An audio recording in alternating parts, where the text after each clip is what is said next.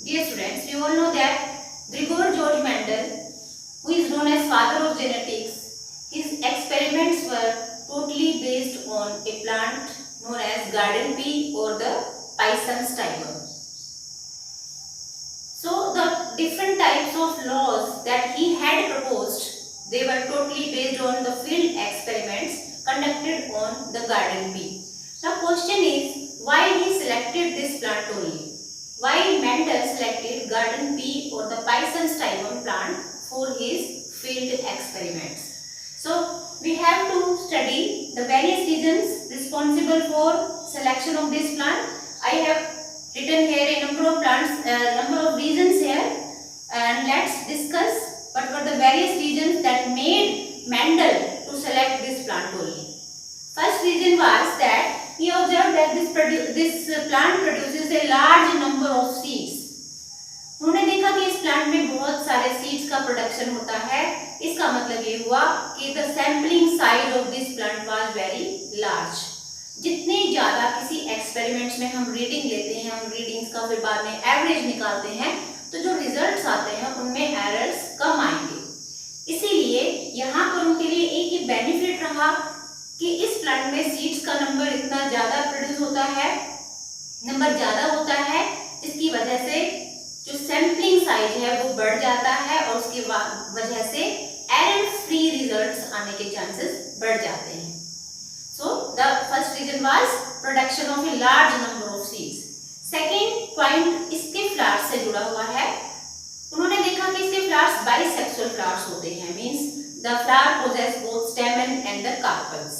तो जब bisexual flower है उसमें पॉसिबिलिटी दोनों तरह की हो जाती है कि the flower can be both self pollinated and cross pollinated. तो मेंडल जब एक्सपेरिमेंट उन्होंने कंडक्ट किए तो उन्हें दोनों तरह के पोलिनेशंस की जो एक्सपेरिमेंट थे उनके दोनों तरह के पोलिनेशंस पे बेस्ड थे. तो जब उन्होंने चाहा तो वो सेल्फ पोलिनेट भी करवा सकते थे, और जब वो चाहते थे कि क्रॉस पोलिनेशन हो तो उस केस में वो क्रॉस पोलिनेशन भी इसके अंदर करवा सकते थे. That's why he selected this plant because it bears bisexual flowers. Third point, इसके फ्लावर की खासियत ये है कि प्लांट को अगर देखा जाए तो प्लांट हाइट में बहुत ज्यादा बड़ा प्लांट नहीं है, means it is a sort of small plant actually, लेकिन इसकी हैंडलिंग बहुत अच्छे से की जा सकती है.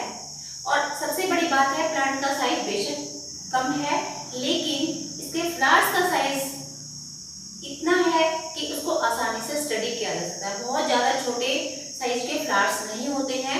The flowers are of large size so that they can be studied easily. उसकी जितने भी कैरेक्टर्स हैं उनको आसानी से स्टडी किया जा सकता है. अगर सेल्फ पोलिनेशन करवाना है या क्रॉस पोलिनेशन करवाना है, वो आसानी से उस फ्लावर को में करवाया जा सकता है, means it can be handled very easily. And another point related to the flower was that the flower is pollinated, it is self pollinated in the bud condition. इस फ्लावर में जो पोलिनेशन प्रोसेस चलती है, जब ये self pollination करता है तो वो बड कंडीशन यानी ये जब क्लोज रहता है उसी वक्त इसमें सेल्फ पोलिनेशन प्रोसेस हो जाती है.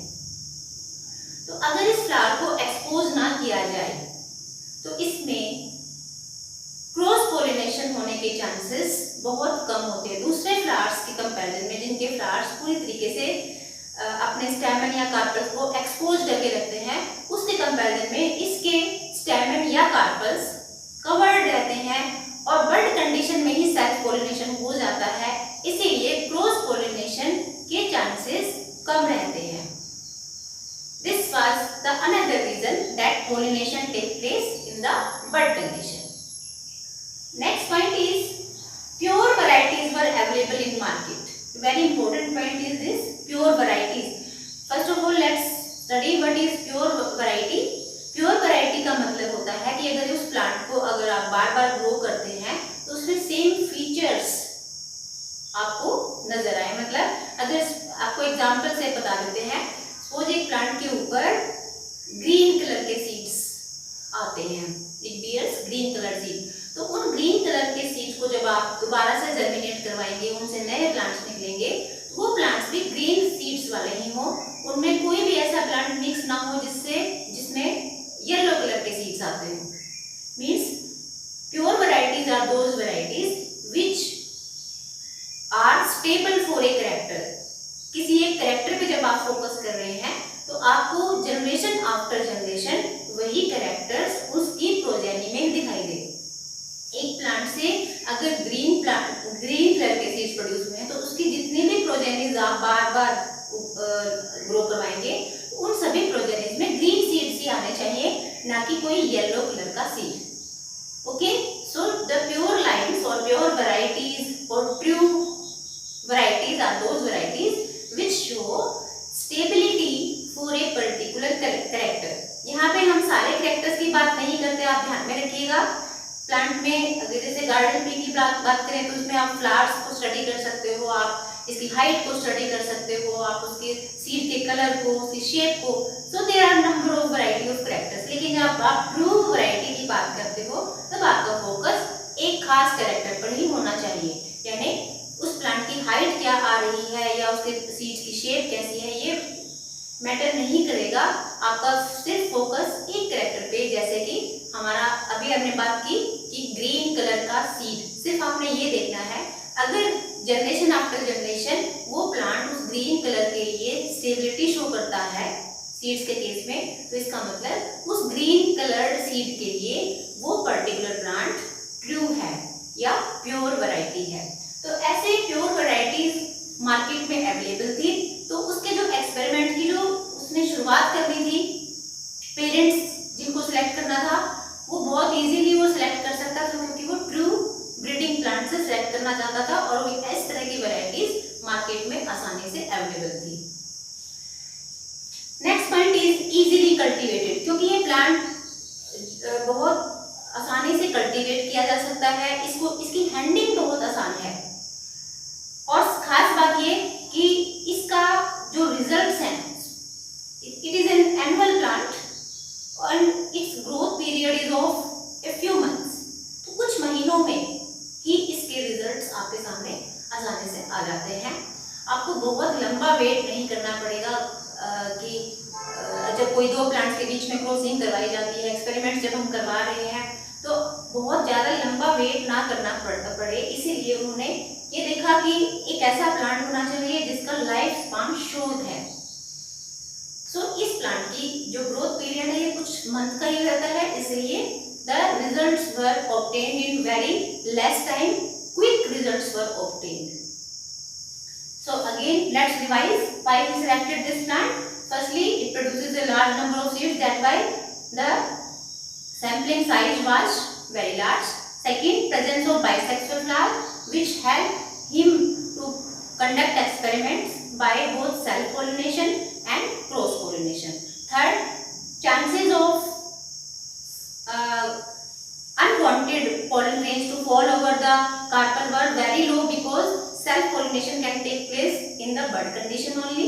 bud condition में ही pollination हो सकता है, इसीलिए किसी भी unwanted pollen grain का कार्पल के सरफेस पर, स्टिग्मा के ऊपर लैंड करना बहुत कम होता है। इस वजह से उन्होंने इस प्लांट को सिलेक्ट किया। उसके बाद इसके फ्लावर्स जो हैं, क्योंकि उनका साइज काफ़ी रीजनेबल साइज उनका होता है, दे can B observe very easily, उनके जो फीचर्स हैं उनको आसानी से स्टडी किया जा सकता है, इसीलिए भी उन्होंने इस प्लांट को सिलेक्ट किया। And pure varieties were available in the market so that he can start his experiments with pure variety और ट्रू ब्रीडिंग पेरेंट्स।